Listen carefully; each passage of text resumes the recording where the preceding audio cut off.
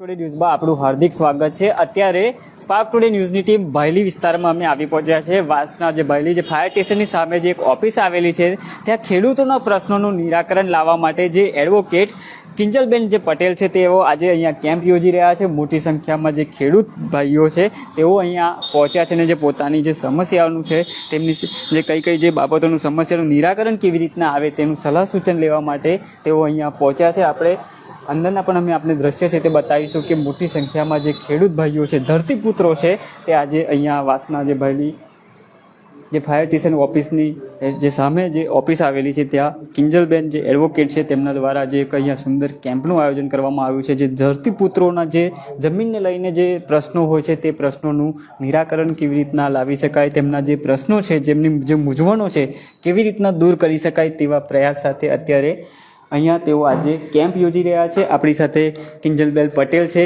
Spark today ન્યૂઝમાં આપનું હાર્દિક સ્વાગત છે। આજે તમે સુંદર એક કેમ્પ અહીંયા કર્યો છે ધરતીપુત્રો માટે, ખાસ કરીને તેમના જે પ્રશ્નો હોય છે તેનું આપ નિરાકરણ લાવી રહ્યા છો, કેવી રીતના આપવું શું છે? હું ખેડૂત માર્ગદર્શન યાત્રા કરીને એક કેમ્પ ચલાવું છું અને એમાં મારો પ્રયત્ન એવો છે કે હું ગુજરાતના દરેક જિલ્લામાં પહોંચું અને દરેક જિલ્લામાં જે ખેડૂતો છે, કારણ કે આજે જે ખેડૂતો છે કે જેને જમીન મિલકતના ખરેખર તકલીફો છે, તો એ લોકોને એટલી તકલીફ છે કે જે અને એ એક અપેક્ષા સાથે હોય છે કે એને એમનું પ્રોપર રિઝલ્ટ મળે। સ્પેસિફિકલી મારો આ જ પર્પઝ છે કે હું દરેક ખેડૂત પુત્ર સુધી પહોંચવા માંગુ છું કે જેમને જમીન કે મિલકતનો કંઈક પણ પ્રોબ્લેમ છે। ખાસ કરીને કેવા પ્રશ્નો હોય છે આ ધરતીપુત્રોના, કઈ સમસ્યાઓ મોસ્ટ ઓફલી હોય છે? જમીનોમાં અને મિલકતમાં દરેકમાં પ્રશ્નો અલગ અલગ હોય છે। તો જમીનમાં સ્પેસિફિકલી એવા હોય છે કે રસ્તાની તકલીફ આજે, કારણ કે જમીનોમાં દરેક વખત એવું નથી હોતું કે તેમના ખેતર સુધી જવાનો રસ્તો હોય જ, એટલે રસ્તાનો એક મેઇન પ્રોબ્લેમ હોય છે। પછી જે હમણાં નવી માપણી થઈ સેટેલાઇટ માપણી, એ સેટેલાઇટ માપણીથી લોકોના સર્વે નંબરોમાં ઘણા ફરક પડ્યા છે, માપમાં ઘણા ફરક પડ્યા છે, લોકોના કબજામાં ઘણા ફરક પડ્યા છે, એવા એક ઇસ્યુઝ હોય છે। પછી લોકોના કબજા મેટર પણ ઘણી હોય છે, કારણ કે પહેલાં લોકોમાં એટલી અવેરનેસ નથી, એટલે અવેરનેસમાં ના હોય તો શું કરે, જમીન હોય કઈ જગ્યાએ, ખેડતા કઈ જગ્યાએ હોય, એટલે તમારા કબજાના હકો આવી ગયા। એ સિવાય પણ ઘણા સંપાદનના પ્રોબ્લેમ છે કે જે સંપાદનમાં જાય પૂરતું વળતર ના મળે, સામે કઈ જગ્યા વધે નહીં, ખેડૂત ખરાઈ, એવું તો ઘણા અઢળક પ્રોબ્લેમો છે। એનું સોલ્યુશન આપવાનો અમે પ્રયત્ન કરીએ છીએ। અત્યારનું આ તો કેવું કે અમુક જે દસ્તાવેજ હોય છે નામમાં ને બધા બહુ ઘણા બધા ફેરફાર હોય, એવું લોકોને કેવી રીતના તમે ટ્રીટ કરી રહ્યા? દસ્તાવેજમાં નામમાં ફેરફારમાં એમાં કેવું હોય છે, દસ્તાવેજમાં નહીં, જમીનમાં મોટાભાગે આવા ઇસ્યુઝ રહેતા હોય છે કે 7/12માં છે ને જે નામ ચાલતું હોય એને કંઈક અલગ ચાલતું હોય, પણ એકચ્યુઅલ રેકોર્ડ્સ પર કંઈક અલગ નામ હોય, એટલે એ સંજોગોમાં કેવું, એ લોકો પાસે બે રસ્તા હોય છે, મામલતદાર અધરવાઇઝ કોર્ટ, પણ એમાં બી કેવું તમારો પ્રોબ્લેમ કયા ટાઈપનો છે એ ઓથોરિટી સમક્ષ તમારે જવાનું હોય છે, એટલે આવા પ્રોબ્લેમ્સ પણ હોતા હોય છે। આજના દિવસે કેમ્પ છે, ખાસી બધી સંખ્યામાં અહીંયા ખેડૂત પુત્રો આવ્યા છે, કેવી રીતના આખું મેનેજ કરી લેશો તમે? મેનેજમાં અમારો પ્રયત્ન એ છે કે અમે સવારે 10 વાગે ચાલુ કરી દીધું હતું, સાંજે અમારા લોકોનો નિયમ છે કે જ્યાં સુધી જે અમારા દ્વારે જેટલા પણ આવેલા હશે ને, જો એ લોકો જ્યાં સુધી કમ્પ્લીટ નહીં થાય ને ત્યાં સુધી અમે લોકો અમારી સીટ પરથી ઊભા નહીં થઈ। મેડમ, આ યાત્રાની શરૂઆત કરવાનો વિચાર કેવી રીતના આવ્યો હતો તમને? સ્પેસિફિકલી એટલા માટે કારણ કે હું પોતે ખેડૂત પુત્રી છું, એટલે મારા ફાધર હોય કે બધા એક સહન કરેલું છે કે જમીનમાં જે પ્રોબ્લેમ છે એ સહન કરેલા છે, તો મારી ઈચ્છા એ વખતથી જ હતી કે હા, ખેડૂતોના જો બની શકે ને, હા, દરેકના પ્રોબ્લેમ તો હું ક્યારેય સોલ્વ નથી કરી શકવાની, પણ મારા પ્રયત્ન હું પૂરતા કરીશ।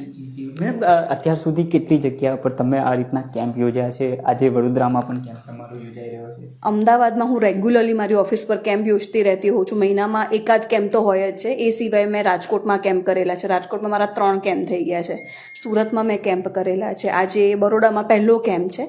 બસ મેં તમને કીધું ને કે દરેક જિલ્લા સુધી પહોંચવાની મારી અપેક્ષા છે। મેડમ, આ કેમ્પથી ખેડૂત પુત્રોને કેટલો ફાયદો થતો હશે?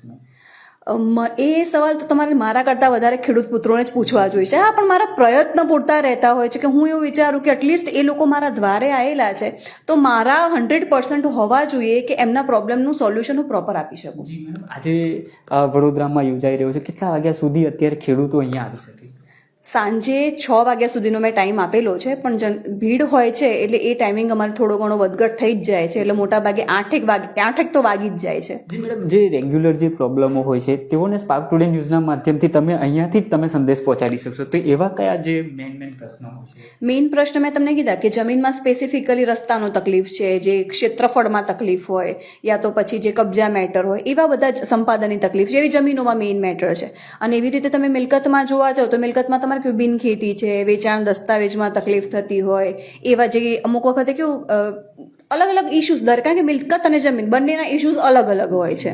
મેમ હવે તો ચોમાસું પણ શરૂ થવાનું છે અને ક્યાંક ને ક્યાંક રસ્તાને લઈને પણ ખાસી એવી એ થતું હોય છે, તો રસ્તાને લઈને થોડું કંઈક માહિતી આપો. હા, રસ્તાને લઈને સ્પેસિફિકલી એવું હોય જ છે કે જો કોઈ પણ ખેડૂતનો રસ્તો જમીનમાં આવવા જવાનો રસ્તો છેલ્લા 6 મહિનાથી બંધ થયેલો હોય ને તો તમે મામલતદાર સમક્ષ અરજી કરી શકો છો અને એ અરજી કરશો તો એ નિરાકરણ પણ આવતું હોય છે. પણ જો તમારો રસ્તો લાંબા સમયથી બંધ છે ને એ જગ્યાનો રસ્તો છે જ નહીં અને તમારે એનું પ્રોપર અને પરમેનન્ટ કાયમી ઇલાજ જોઈએ છે તો મારી સજેશન હંમેશા એ રહેશે કે તમે સિવિલ કોર્ટનો સહારો લઈ લો. હા, થોડો ટાઈમ લાગશે કારણ કે જ્યુડિશિયરી સિસ્ટમ છે, સમય તો લેવાની, પણ તમને પ્રોપર રિઝલ્ટ મળશે. જી મેડમ, આજે તો વડોદરામાં છો, હવે આગલો નેક્સ્ટ કેમ્પ ક્યાં કરવો? નેક્સ્ટ કેમ્પનો વિચાર મારો નડિયાદનો છે, પણ જે હશે તો હું પછી જાણ કરી જ દઈશ. અહીંયા ખેડૂતો આવે છે, કેવી કેવી વેદનાઓ તમને જણાવતા હશે? મેં એવા ખેડૂતોને પણ જોયેલા છે કારણ કે ખેડૂતના જે કાયદા છે ને એ આઝાદી પહેલેથી છે, એટલે હવે એ પ્રમાણે એના નિયમો પણ એવા છે અને ખેડૂતો કેવા એટલી ભણતર નહોતું જે તે વખતે, એટલે લોકોનામાં એટલી અવેરનેસ નથી. મારી સામે મેં રડતા ખેડૂતોને જોયેલા છે કે એ લોકો તકલીફથી અતિશય કંટાળી ગયા, ખબર હોય નહીં કઈ જગ્યાએ જવું, આંટા ફેરા, ખોટી જગ્યાએ આંટા, કારણ કે એમને અંદાજનું જ નથી. મેડમ, આ પ્રયાસ તમારો કેટલા સુધી ચાલશે? ક્યાં સુધી આ રીતના તમે સેવા આપશો? જ્યાં સુધી હું બની શકે ત્યાં સુધી મારા પ્રયત્ન એવું છે કે મારી છેલ્લી શ્વાસ સુધી હું આ પ્રયત્ન ચાલુ રાખું, પછી તો જે છે હરી ઈચ્છા વળવાની. વડોદરાના ખેડૂતોને શું સંદેશ આપશો? વડોદરાના ખેડૂતોને સંદેશ આપી શકું છું કે આજે હું વડોદરામાં જ છું. જો તમારી જમીન તથા મિલકતના લગતા કંઈક પણ તકલીફ હોય તો વિના સંકોચે મારો સંપર્ક કરી શકો છો. હા, મારો કોન્ટેક્ટ નંબર છે 9924935057 અને એડ્રેસ તો મારા સોશિયલ મીડિયા પર બધામાં લખેલું જ છે. જી દર્શક મિત્રો, આ હતા ધારાશાસ્ત્રી કિંજલબેન.